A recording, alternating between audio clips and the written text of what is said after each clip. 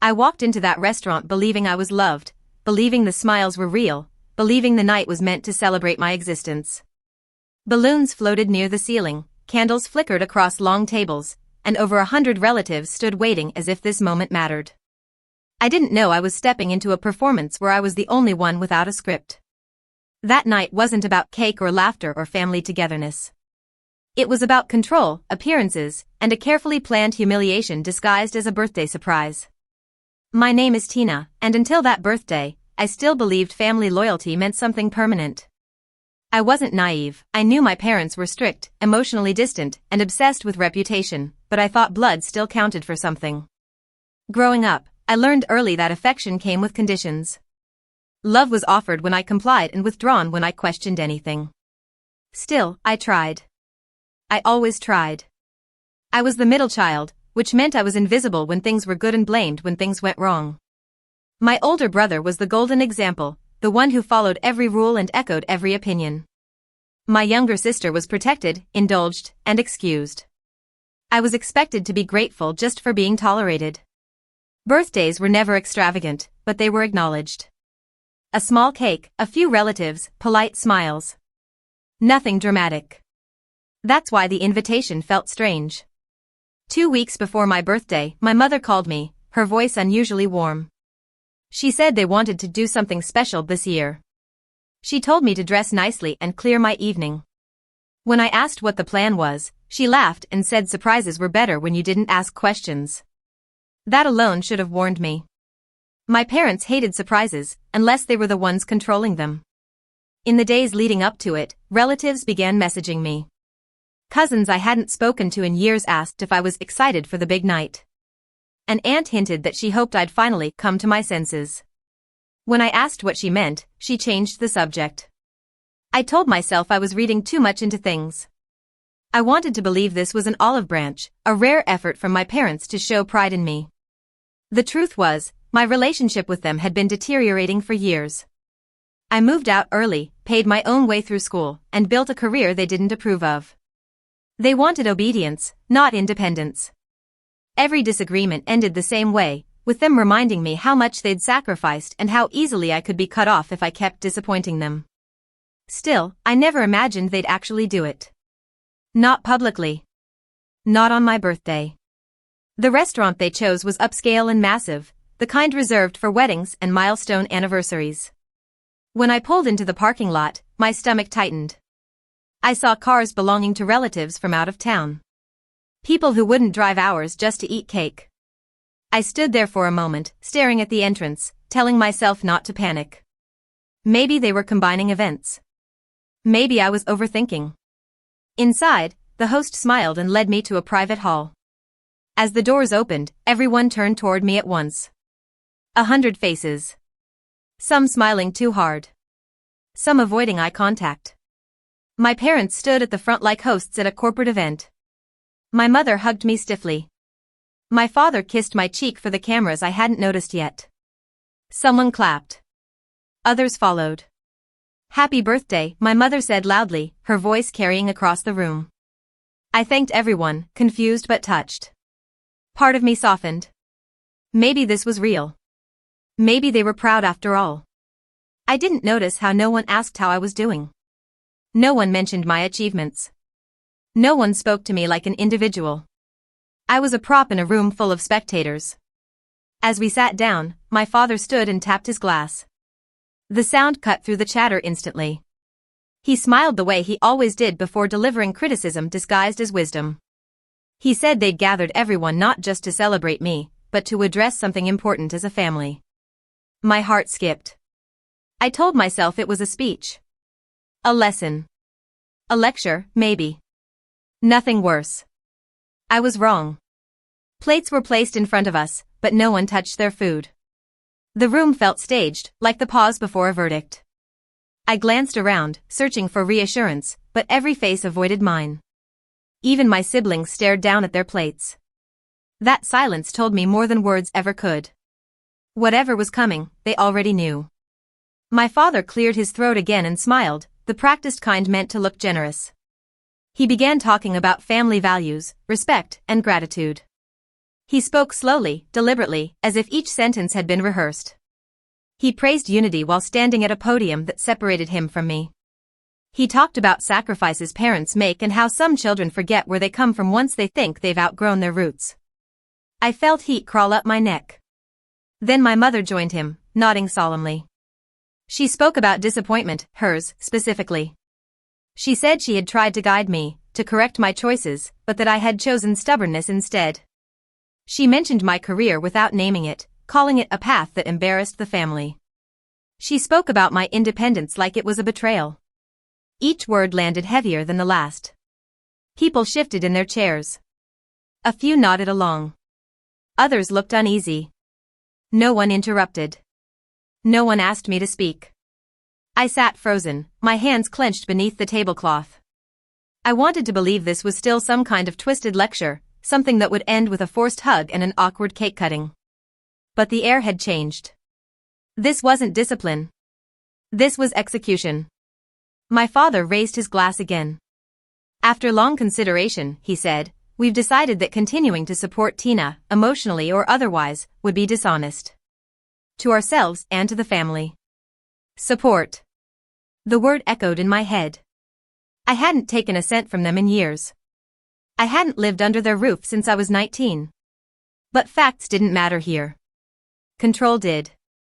My mother looked directly at me for the first time that night. Her eyes were cold, resolved. We raised you with expectations, she said. You rejected them. And actions have consequences. That was when it happened. My father said the word calmly, as if it were an administrative detail. We are disowning Tina. The room went completely still. I didn't cry. I didn't scream. I couldn't even breathe. My ears rang as if something inside me had snapped. 100 relatives sat in stunned silence while my parents explained, in meticulous detail, why I no longer belonged to them. They spoke about cutting ties, removing me from wills, and making it clear that they would no longer be associated with my choices. They framed it as dignity. As morality. As something noble. Someone gasped quietly. An aunt wiped her eyes. A cousin whispered my name but said nothing else. My siblings didn't move. Not a single one stood up for me. That hurt more than the words themselves. My mother concluded by saying they wanted to be transparent so no one would be confused later. This was why everyone had been invited. This was never a birthday dinner. It was a public announcement. A warning. A message to anyone who might think of following my example. When my father finally lowered his glass, the room stayed silent. No applause. No comfort. Just an unbearable stillness filled with judgment and relief that it wasn't happening to them. I stood up slowly. My chair scraped against the floor, the sound slicing through the tension. Heads turned. For a moment, I thought maybe I'd beg. That I'd argue. That I'd plead my case. That's what they expected. That's why they did it publicly. They wanted submission. Instead, I looked at them, really looked at them, and felt something inside me go quiet. Thank you, I said evenly. My voice didn't shake. For finally being honest. My mother frowned, confused. My father stiffened. I spent my whole life trying to earn something you never intended to give, I continued. Tonight saved me years of pretending. A few people gasped. My father opened his mouth, but I didn't let him speak. You planned this, I said. You invited everyone so I couldn't respond without embarrassing you. But you don't get to define me. And you don't get to control me anymore. I picked up my purse. My hands were steady, even though my heart was racing. I looked at my siblings one last time. My brother stared at the table. My sister wouldn't meet my eyes. That told me everything I needed to know. As I walked toward the exit, no one stopped me. No one followed. The doors closed behind me with a soft thud that sounded final. In the parking lot, I stood alone under the streetlights, the night air sharp against my skin. My phone buzzed with messages I didn't read. Inside, they were probably cutting the cake without me. Singing a song meant for someone they had just erased. I sat in my car for a long time before turning the key. My reflection in the mirror looked older, but clearer. I had been disowned in front of 100 people, but for the first time in my life, I felt free. Driving home that night felt unreal, like I was watching someone else's life through a windshield smeared with old memories. The roads were empty, the city quiet, but my head was loud. Every sentence my parents had spoken replayed on a loop, stripped of its performative calm and exposed for what it really was, punishment. Not for doing something wrong, but for refusing to live small enough to make them comfortable. I didn't go home right away. I parked near a river and sat there, gripping the steering wheel, letting the truth settle in. They hadn't disowned me because I failed them. They disowned me because they couldn't control me anymore. The dinner wasn't about shame, it was about reclaiming authority in front of witnesses. And when that didn't work, when I didn't break, the script collapsed. My phone buzzed again. This time, I looked. Messages from relatives filled the screen. Some were vague expressions of sympathy. "I'm so sorry you had to go through that." Others were carefully worded reminders to see things from your parents' perspective. A few were blunt. One cousin wrote, "You should apologize. This didn't have to happen." As if humiliation was a reasonable consequence for independence. There were also messages I didn't expect. An aunt I barely knew told me she was proud of how calmly I walked away. A second cousin said the whole thing made her uncomfortable and that she hadn't realized how controlling my parents were until that night. Those messages mattered more than the others. They told me the performance hadn't gone exactly as planned. By the time I got home, exhaustion hit me all at once. I kicked off my shoes and sat on the floor, back against the couch, staring at the wall. No dramatic crying. No breakdown. Just a deep, aching emptiness where hope used to live. I had spent decades believing that if I tried harder, loved better, obeyed more quietly, things would change. That illusion died at that dinner. The next morning, I woke up to silence. No birthday messages from my parents. No follow-up calls. Instead, there was an email. Subject line, "Moving forward." It was from my father. The email was cold and formal. He confirmed what had been announced the night before, outlining boundaries like a legal document. No contact. No family events. No financial involvement, again, something that had never existed to begin with. He ended by saying he hoped I would reflect on my choices. I didn't reply. Days passed. Then weeks. The shock faded, replaced by clarity. I realized how much emotional labor I'd been carrying for people who never intended to meet me halfway. Without their constant criticism, my life felt quieter. Lighter. I slept better. I laughed without bracing for judgment. The absence of their voices created space I didn't know I needed. That's when the consequences began for them. Word spread. Not the version they wanted, but the truth. Relatives talked. People asked questions. Why disown your daughter publicly? Why on her birthday? Why invite so many people? The answers didn't land the way my parents expected. Sympathy shifted. Their authority weakened. Then the calls started. My mother called first, weeks later. She didn't apologize. She said things had gone further than intended. She asked if I was ready to talk like adults. I told her I already had, at that dinner, and she chose her audience over her daughter. I ended the call before she could respond. My father emailed again, this time shorter. He said people were misinterpreting what happened and asked me to clarify things with certain relatives. That was the moment it clicked. They didn't miss me. They missed control of the narrative. I told him no. That refusal changed everything. The silence returned, but this time it wasn't punishment. It was surrender. They had made a public declaration expecting obedience, and instead, they got distance. The thing they feared most. Months later, I learned my absence had consequences I never planned. Family gatherings became awkward. Questions lingered. My parents' version of events didn't hold up under scrutiny. Without me there to quietly absorb blame, the cracks showed. I wasn't invited back. I wasn't asked to reconcile. And for the first time, I didn't wait for either. The disownment was meant to erase me. Instead, it exposed them. The months after the disownment settled into an unfamiliar rhythm. There were no sudden reconciliations, no dramatic apologies, no late-night messages admitting regret. Just silence, thick, deliberate, and telling. At first, that quiet felt like punishment.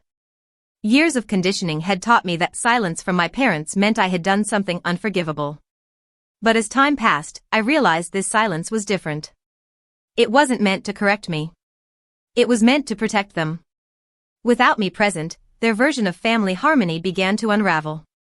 Relatives noticed my absence at holidays. Questions were asked politely at first, then more directly. "Where's Tina? Is she working? Why didn't she come?" My parents answered with vague statements about distance and busy schedules. They avoided specifics. The truth didn't sound good when spoken aloud. Meanwhile, my life kept moving forward. I threw myself into my work, not as an escape, but as proof, to myself, that I was capable without their approval. I accepted opportunities one would have once hesitated to take, afraid they'd disapprove. I traveled. I made new friends who knew nothing about my family and didn't expect me to justify my existence. Slowly, the constant tension I'd lived with began to fade. The hardest part wasn't losing my parents. It was losing the idea of them, the version I kept hoping they'd become. I mourned the family I thought I had, not the one that stood up and erased me in front of a crowd. That grief came in waves, unpredictable and sharp. Sometimes it hit while I was grocery shopping. Other times it came late at night, when memories surfaced uninvited. But even then, the pain felt honest. Clean. Not manipulated. Occasionally, relatives reached out. Some apologized for staying silent at the dinner. Others admitted they didn't know what to say that night and froze. I accepted those messages cautiously. I didn't rush to rebuild bridges. I'd learned that proximity didn't equal loyalty. Words mattered less than patterns. What surprised me most was how often people told me they admired how I handled it. They said they couldn't imagine staying calm under that kind of humiliation. I hadn't felt strong in that moment. I'd felt empty. But distance had given that moment meaning. Walking away hadn't been weakness. It had been refusal. Behind the scenes, the pressure on my parents grew. Family members questioned their judgment. Friends heard distorted versions of the story and asked for clarification. Each retelling exposed new inconsistencies. The spectacle they orchestrated began working against them.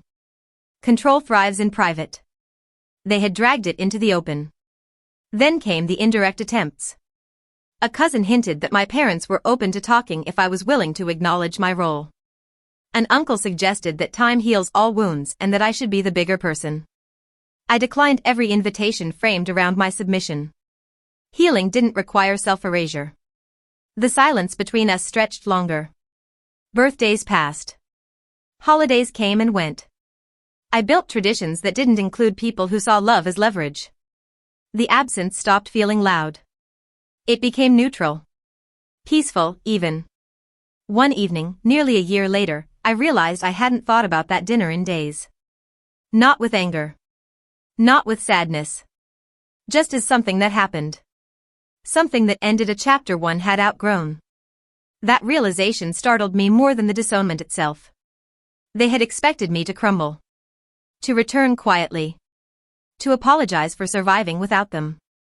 Instead, I moved on. Not dramatically. Not publicly. Just steadily. And that was the consequence they never anticipated. Years passed, not with dramatic confrontations or tearful reunions, but with distance solidifying into permanence. The longer I stayed away, the clearer everything became. The dinner that once felt like the worst night of my life slowly revealed itself as a turning point I desperately needed. Being disowned forced a separation I never would have chosen on my own. And in that separation, I finally learned who I was without constant evaluation. My life stabilized in ways I didn't expect. Without my parents hovering in the background, I made decisions faster and trusted myself more. I changed jobs when it felt right instead of when it impressed someone else. I said no without guilt. I said yes without fear. The version of myself they tried to silence grew louder, more confident, and impossible to ignore. Ironically, my absence didn't erase me from the family narrative, it amplified me. My name came up often, not because I demanded space, but because my parents couldn't control the story anymore. Relatives noticed patterns they'd ignored before. Other family members started setting boundaries of their own. Quietly. Carefully. The disownment sent a message, but not the one my parents intended. I learned later that family gatherings became smaller. Tense. People stopped sharing openly around my parents. Conversations were measured. Trust thinned. Authority weakened. When control is your primary tool, losing it leaves you with nothing else. There was a moment, years later, when my father reached out again. Not directly, through a mutual contact. He wanted to know how I was doing. Not to apologize. Not to reconcile. Just to check. I declined the invitation. Curiosity wasn't accountability. And after everything, I wasn't interested in reopening a door that had been slammed shut in front of an audience.